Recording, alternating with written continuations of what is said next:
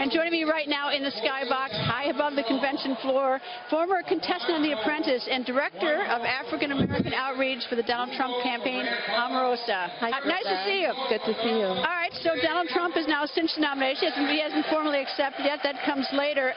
African American vote right now. Secretary Hillary Clinton seems to have the lock on that. So how do you tell African Americans that Donald Trump is the one they should vote for? Well, you know, I look at the numbers from the primary and how many African Americans came out to vote for Donald Trump, and that just gives us a lot to work towards, to know that we do have to earn the African American vote. We don't take it for granted, and so we are going to have to go and let the community know how inclusive this campaign is and how passionate Donald Trump is about unifying this country. All right, how are you going to do it? You got to do some heavy lifting, because you can't just, can't do it on TV, because Brian, you can't do it on cable, because a lot of these communities don't, and people can't even afford cable news, can't afford to have Fox or any other cable news. So you got to reach out, you got to show them. So what kind of heavy lifting will actually be done to go into these communities and tell them, after years of voting Democrat, that Donald Trump will do something different for them? Well, we have an aggressive, robust campaign and strategy that we have towards the African American community that is a combination of faith-based, education,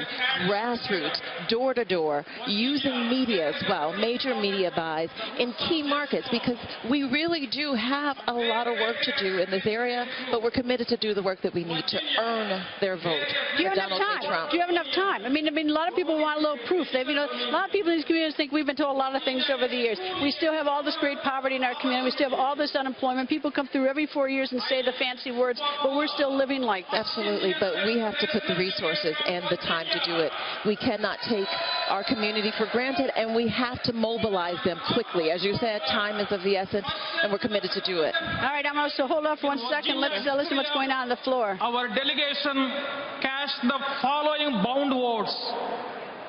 3 votes for Dr. Ben Carson, 5 votes for Governor John Kasich, 8 votes for Senator Ted Cruz, 16 votes for Senator Marco Rubio,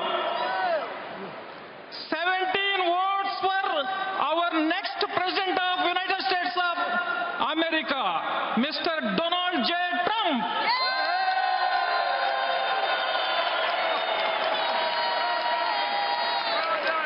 Omarosa, with all the criticism the Republican Party sometimes gets for not being very diverse, that certainly seems like the party's getting more diverse. Diverse shots, and look at the folks that were there and enthusiastically putting their support behind Donald Trump. It just gives us the motivation that we need to keep up the work. What's different about him? You've supported Donald Trump for a long time. You know him very well. So what's so different about him? You know what? He understands that at the end of the day, we need jobs. Our community needs jobs. They need the training to sustain those jobs, and we don't want to see our jobs shift across these. And so Donald Trump's ability to make good business deals will be the most powerful asset that he has, because he'll make a great deal for America. The middle class doesn't have much choice right now. They've got their 2 candidates. I mean, it's either going to vote Secretary Clinton or Donald Trump. And I wonder, how do you convince the middle class that these 2 very wealthy people, Donald Trump and Secretary Clinton, how can you explain they even get what it's like? Because neither one of those in recent years has had to worry about something like college tuition or even paying a heating bill or air conditioning bill or paying for an elderly parent who's sick. I mean, how do you reach the middle class to say, look, he gets it even though he's not? The common denominator is that Donald Trump is a father, he is a grandfather, he is passionate about the family, he's passionate about the community, and you know what? There is no disconnect, because at the end of the day, Donald Trump is an American, and he wants to see all Americans rise, not just one party over another. All right, check out the hats on the state of Washington, and I thought these headphones looked unusual on my head. I don't know if we can equip those in microphone headphones, but I got to tell you, a lot of people make remarks about cheese heads in my home state, which I think look quite snappy. Well, I'm from Ohio, and I have seen so many wonderful things here in my home state. It's so good, and I have to shout out Youngstown, Ohio, which is where I'm from. All right, well, shout out to Youngstown, Ohio. All right, well, where's your governor? He's not here. He's a no-show. He took that pledge. Where is he? He made a pledge that he was here, and I think on behalf of all Ohioans, we're disappointed, because he is a man of his word traditionally.